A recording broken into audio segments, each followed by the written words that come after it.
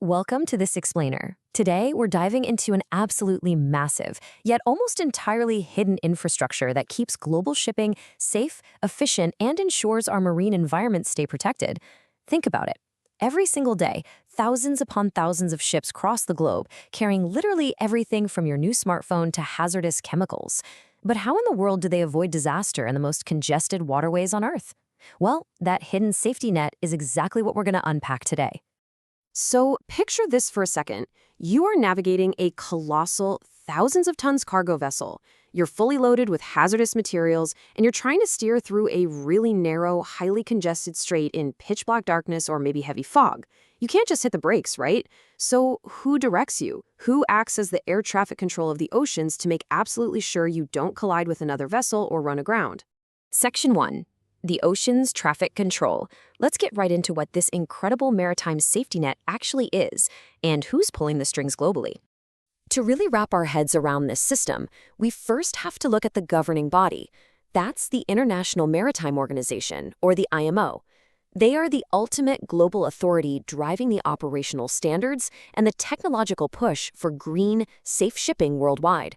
Basically, they provide the entire framework that individual governments use to set up these crucial traffic services in their own territorial waters. Under international maritime law, specifically something called the SOLAS Convention, this system is known as Vessel Traffic Services, or VTS. And VTS is way more than just passively watching ships on a screen. It's an active, highly integrated coastal system implemented by governments to directly interact with vessel traffic.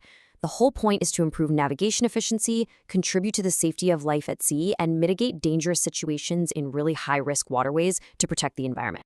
Section 2. Evolution of maritime safety. Because, as you might guess, this highly advanced digital net didn't just pop up overnight. Let's look at how it was actually built. Let's rewind to 1968. Back then, under IMCO Resolution A158, they didn't even call it VTS yet. It was known as Port Advisory Services, and its scope was honestly incredibly humble. It essentially just recommended that ports, especially oil terminals or places handling hazardous cargoes, set up advisory services just to get an early heads up on a ship's expected time of arrival. That was it. That was the primary focus, just knowing when a ship was actually going to show up to improve basic safety. But things evolved pretty rapidly after that. We went from those basic 1968 advisory services to formal integration into the SOLAS Convention in 1974, and then got official IMO guidelines in 1997. But, given how much technology has advanced since the 90s, a massive update was definitely required. And that brings us to the revised 2021 IMO guidelines under Resolution A1158, which is the robust, modern framework we operate under today. Fast forward to today, and modern VTS is just a complete marvel of data integration. Instead of basic tracking, operators have radar, surveillance cameras, and automatic identification systems layered right over digital nautical charts. Plus, they're seeing real-time weather and cargo data all at once. It gives them total situational awareness, allowing these highly qualified operators to jump in immediately via VHF radio to provide advice and organize the flow of traffic. Moving on to Section 3. 3 pillars of VTS. The 2021 IMO text outlines 3 core functions for these operators. You can basically think of them as their operational superpowers. Practically speaking, everything a VTS provider does falls into one of 3 really memorable pillars: providing information, managing traffic, and responding to unsafe situations. Let's break each of those down. Pillar number 1 is providing information. A VTS operator's job here is to make sure ships have timely, relevant data to help out with onboard decision-making. And this isn't just telling a ship where it is on a map. We're talking about sharing the identity and the intentions of surrounding vessels, giving maritime safety updates, and even alerting a ship if a massive tanker nearby has poor maneuverability. They also hand over data on reporting formalities and security codes, ensuring the ship's master has absolutely total situational awareness. Then we have this second pillar, which takes a much more active role: managing traffic. This is where that air traffic control comparison really hits the nail on the head. VTS operators proactively plan ship movements well in advance. They organize ships that are already underway, manage space allocation in super tight straits, and set up strict systems of traffic clearances. They are out there actively providing route advice and enforcing regulatory compliance just to maintain a safe, highly efficient flow of these massive vessels in some very constrained environments. But what happens when things suddenly go sideways? Right, that brings us to the very urgent third pillar, emergency response. VTS is totally authorized to intervene the moment a disaster looms. If a ship dangerously wanders off its route or the master is unsure of their exact position, VTS steps right in. If a vessel suffers a total navigation failure or gets caught in blinding fog and gale force winds, VTS provides critical real-time guidance. The ultimate goal here? Preventing catastrophic grounding or collision risks and supporting emergency services when things get rough. Section 4. Rules and responsibilities. Naturally, an operation this complex requires a really strict legal framework to balance the shore-based stations with the ships out at sea. Because it's completely a two-way street. On one side, the VTS provider has a strict duty to ensure their services conform to the legal framework.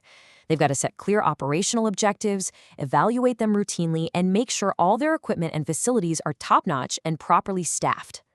Meanwhile, on the other side, participating ships are legally required to provide accurate reports, take into account the advice and warnings issued by VTS, and immediately report any pollution or navigational dangers they spot out on the water. And you can't just put anyone behind a VTS screen. These operators require approved generic training, rigorous port-specific on-the-job training, and periodic revalidation just to keep their skills incredibly sharp. There's actually a group called the International Association of Marine Aids to Navigation and Lighthouse Authorities, usually just called ALA, and they publish specific standards and model courses to help harmonize these strict training requirements all over the world. Section 5. The Master's Ultimate Authority. So with all this incredible shore-based technology and oversight, who is actually in charge? Well, this crucial point is captured perfectly in the IMO guidelines. They explicitly state, nothing in these guidelines changes the ultimate responsibility of the master for all aspects of the operation of the ship, including the responsibility for safe navigation.